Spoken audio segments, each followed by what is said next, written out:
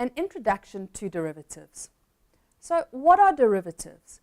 Really, they are financial contracts, agreements established now where all contract details, including the price, are determined today for future delivery. So prices of derivatives established today are derived from the underlying asset. Derivatives are great tools and are used primarily in financial price risk management. In order to understand all these terms a little bit better, let's just do a nice simple example. Let's consider a business, a beer garden, let's say. Their business is obviously selling beer, and they have got a direct correlation as to how much beer they sell and the weather. Obviously, if it's nice and warm, they could actually sell as much as 1,000 pints of beer. In fact, they found a correlation that for every degree above 30, they should have a really good week. What happens though, however, is that you can't predict the weather. And next week, what turns out to be the coldest week that can be remembered. Now in this case, obviously the guys aren't flocking to drink beer and they'd prefer to drink coffee instead.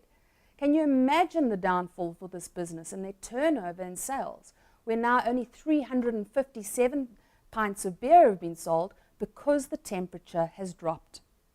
Now, what if this business owner wasn't only aware of these risks, of the potential for it to be colder, but considered hedging these risks ahead of time? This business owner could have entered into what is known as a weather derivative.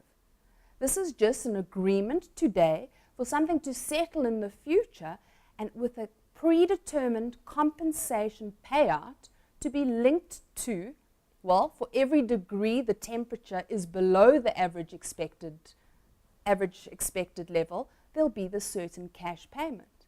Now, cold weather's come about, the turnover and their sales drop, but the businessman now has a financial contract that is cash settled and provided him the ability to still have income even though sales were low.